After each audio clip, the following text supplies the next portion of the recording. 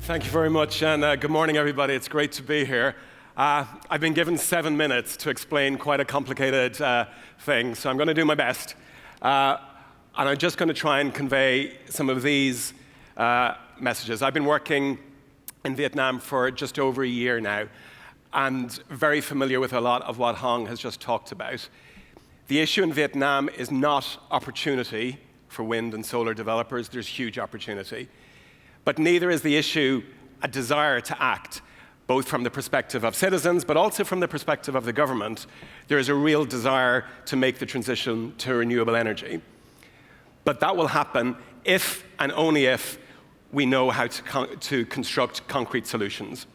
So to explain what I mean by that, I want to just try and very quickly cover these 4 points. First of all, to reiterate what Hong has already said about why Vietnam matters. Secondly, to talk about how public-private solutions are, what are needed, but they must be grounded in the practical realities of Vietnam. Thirdly, to describe our product, Neovela Transition Finance's attempt to contribute to Vietnam's solution. And finally, to underline both the importance of international action, but also the specific opportunities that lie in the coming few months.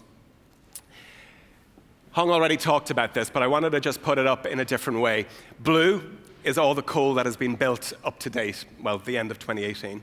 And orange represents all the coal that will be built in the next decade. That coal is greater than the entire energy capacity of Norway from all sources. So in the next 10 years, the plan is to build an entire Norway's worth of coal. You could look at that and feel it's doom and gloom.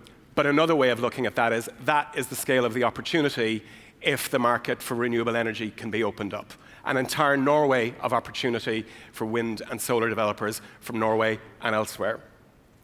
But to understand this story, it's really important that solutions are grounded in understanding this. Across all of the Sustainable Development Goals, Vietnam has done spectacularly well, especially since the early 1990s. This is economic growth correlated with power, with electricity. Yes, it was coal, but look at that growth rate. These are some social indicators. Their children mortality rates plummeting, one of the best in the world, and it represents millions of people who are alive because of electricity. Yes, it was coal, but millions of people are alive. And that brings us to this, which is the single most important statistic when we talk about rolling out renewable energy. It's this one.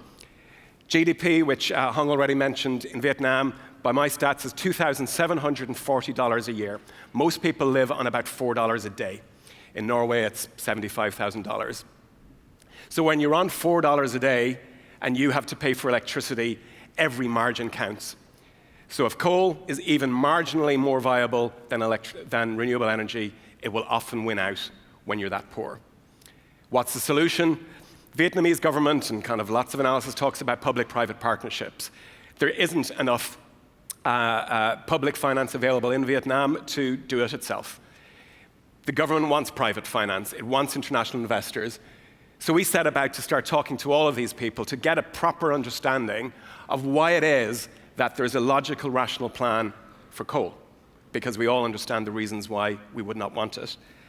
And through talking with all those people, domestically and internationally, we came up with these 4 issues, which we quite strongly believe, if they're solved, they will turn that orange bit of the graph from scary coal into a big opportunity for Vietnam to move very quickly to renewable energy. I deliberately chose the words financially viable. I didn't say cheaper, because financial viability and cost are not quite the same thing. And what I mean by that, the first one obviously relates to the cost of capital. In Europe, we have ridden the cost of technology coming down because we have very cheap capital. Vietnam does not. The second one, the structure of the domestic banking system. The domestic banks lend to coal. Their lending to renewable energy is very small. That's rational. They've been doing it for decades. They know how to do it. Their people are very skilled on it. Grid capacity speaks for itself. You see that steep rise in electricity, regardless of where it's coming from, and the grid needs to expand very, very quickly, whether it's renewable or coal, but renewable energy, because of intermittency and other aspects, brings on some particular challenges. And finally, the government's ability to backstop even private investments in renewable energy is highly limited. Their fiscal space to take on liabilities is low, which makes it a huge challenge for renewable energy because a lot of developers come in, they want the government to stand by with sovereign guarantees or other forms of backstop the government can't. All of those solutions will get solved. Cost of capital will come down, the grid will expand and so on, but it'll take a long time. It'll take a decade, it'll take 15 years. And as Hong so brilliantly put it, we don't have that time. Those 60 coal-fired power stations or 64 coal-fired power stations that she talked about, they will be built in those 10 years. So if we sit back and wait for the issues to solve themselves, those plants will be built.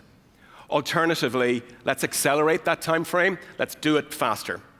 And that's what we seek to do through the Green Accelerator. What we do is we bring together public and private partners to deliver it. The best way to explain it is through its 3 phases. We aim to launch in early next year as a public-private partnership.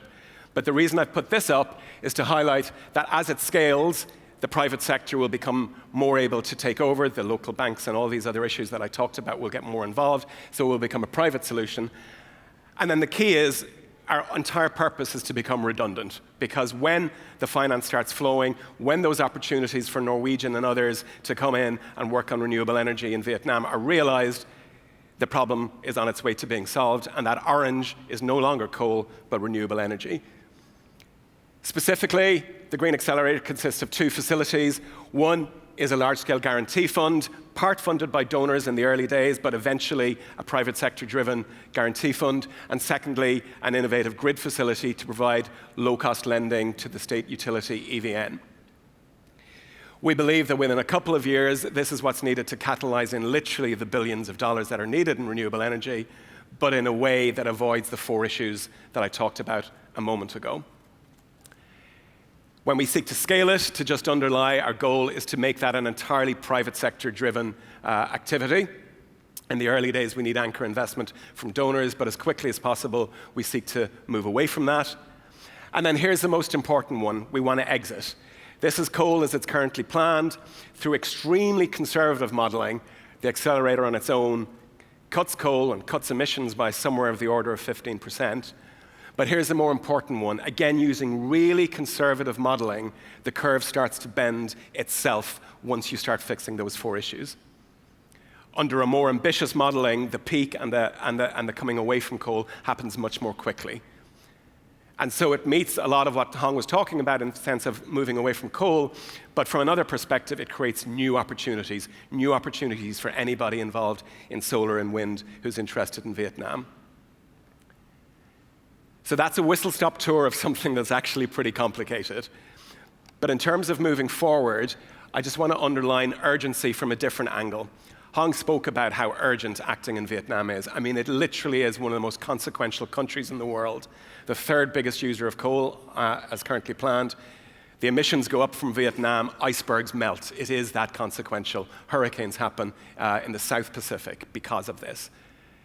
So that's urgency, but this is a more process urgency.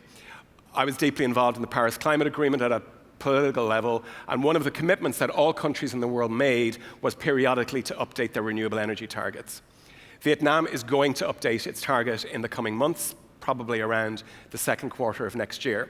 And in that, it's going to do a call out for some international support to really increase its ambition. If it finds partners from the international community in the coming months to be anchor investments and things like what we are proposing, then I'm pretty confident that the Vietnamese government will be very willing to move very, very quickly.